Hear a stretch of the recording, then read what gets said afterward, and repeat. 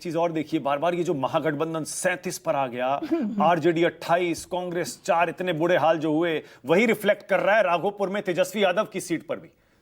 तेजस्वी यादव फिर से पीछे हो गए अपनी सीट पर। अगर तेजस्वी यादव जो कि महागठबंधन का एक मुख्यमंत्री का चेहरा बनकर निकले थे, आरजेडी पिछले चुनाव में सबसे बड़ी पार्टी थी, इस बार देखिए अपनी सीट बचाने में जद्दोजहद तेजस्वी यादव को करनी पड़ रही है। अब प्रियंका आप जरा एक रिएक्शन दीजिए, क्या हो गया ये प्रियंका? एक तो पहले हार स्वीकार कर रहे हैं नहीं कर रहे हैं, ये बताइए। हार स्वीकार कर रहे हैं।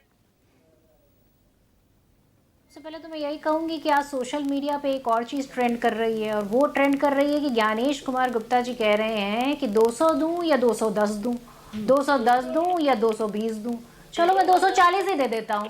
तो ये तो हाल है। वास्तविकता ये है कि इतना काम किया एनडीए ने शिक्षा, स्वास्थ्य, भ्रष्टाचार, पलायन, रोजगार पर, कि उन्हें 10,000 रुपये अकाउंट में ट्रांसफर करने पड़े। 10,000 रुपये का 1 करोड़ 21 लाख महिलाओं के अकाउंट में ट्रांसफर किए, वो भी चुनाव के ऐन वक्त किए गए। अब भारतीय जनता पार्टी के कार्यकर्ता तो इतने कर्मठ हैं कि अजीत जी बिहार में भी वोट देते हैं, दिल्ली में भी वोट देते हैं और हरियाणा में भी वोट देते हैं। इनकी एक सांसद हैं, वो दोनों उंगलियों से वोट देती हैं। रही बात तीसरी, इनके कुछ और नाम गिना दूं जो दिल्ली में भी, प्रभात, संतोष, नागेंद्र, ये सब भारतीय जनता पार्टी के कार्यकर्ता हैं जो दिल्ली में भी वोट देते हैं और फिर बिहार में भी वोट देते हैं। आने वाले अनेक राज्यों में वो इसी तरीके से वोट देते रहेंगे। तो ये क्रेडिट पूरा जाता है चुनाव आयोग को, क्योंकि आज लोकतंत्र हारा है और ज्ञानेश कुमार गुप्ता जी जीत गए हैं। पर ये 200 सीट की सुनामी, प्रियंका 200 सीट की सुनामी के पीछे आप ये ज्ञानेश गुप्ता और ये कुछ लोगों ने 2 जगह वोट कर दिया, ये छोटे छोटे कारण है, छोटे छोटे। 203 हो गया आप तो, इसके पीछे हाँ बताइए ना जरा, इतना बड़ा क्यों हो गया ये? प्रचंड बहुमत कैसे हो गया?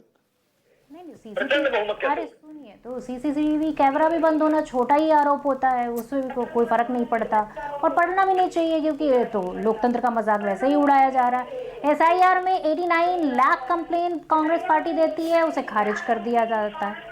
तो आप बताइए, वो भी एक छोटी बात होती है, उसमें भी कोई बड़ी बात नहीं होती, क्योंकि लोकतंत्र का मजाक उड़ता है। अब आप ये बताइए कि अगर इतना अच्छा काम किया था तो फिर 10,000 रुपए बांटने की जरूरत क्या थी, जब इतना ही बहुमत था। तो आप ये बताइए, अब आए ना ये असली मुद्दे पर। अब आए, ये प्रियंका कह रही है, ये है सबसे बड़ी वजह कि 10,000 रुपए चुनाव के समय जो महिलाओं के अकाउंट में ट्रांसफर किए गए।